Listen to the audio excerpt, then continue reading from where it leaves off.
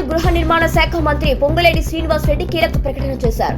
ఖమ్మం జిల్లా చింతకాని మండలం జగన్నాథపురంలో నిర్వహించిన రైతు ఆశీర్వాద సభలో పాల్గొన్న ఆయన త్వరలోనే మరో 17,000 నుంచి 20,000 ప్రభుత్వ ఉద్యోగాల భర్తీకి నోటిఫికేషన్లు విడుదల చేయబోతున్నట్లు వెల్లడించారు.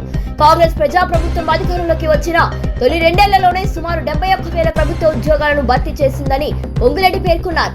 ఉద్యోగ నియామక ప్రక్రియను కొనసాగిస్తూ యువతకు మరిన్ని అవకాశాలు కల్పించేందుకు ప్రభుత్వం చర్యలు తీసుకుంటోందని చెప్పారు. కొత్తగా భర్తీ చేయబోతున్న పోస్టులకు సంబంధించిన శాఖల వారీ వివరాలు, నోటిఫికేషన్ల విడుదల తేదీలను మంత్రి ప్రకటించలేదు. ప్రభుత్వం నుంచి అధికారిక నోటిఫికేషన్లు వెలువడిన తరువాత విద్యార్హతలు, వయోపరిమితి, దరఖాస్తు విధానం వంటి పూర్తి వివరాలు స్పష్టమవుతాయి. ఈ సందర్భంగా బీఆర్ఎస్ నాయకులపై పొంగులేటి తీవ్ర విమర్శలు చేశారు. ప్రజాప్రభుత్వం చేపట్టబోతున్న సంక్షేమ అభివృద్ధి కార్యక్రమాలను చూసి ప్రతిపక్షాలు కడుపులో విషం పెట్టుకుని విమర్శలు చేస్తున్నాయని కూడా ఆరోపించారు. గత ఎన్నికల్లో ప్రజలు బీఆర్ఎస్ కు బుద్ధి చెప్పారని, రాబోయే ఎన్నికల్లోనూ ఆ పార్టీకి మరోసారి భంగపాటు తప్పదని వ్యాఖ్యానించారు.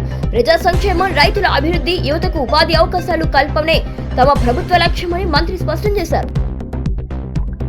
ప్రభుత్వం మీరు ఆశీర్వదించే ప్రభుత్వం.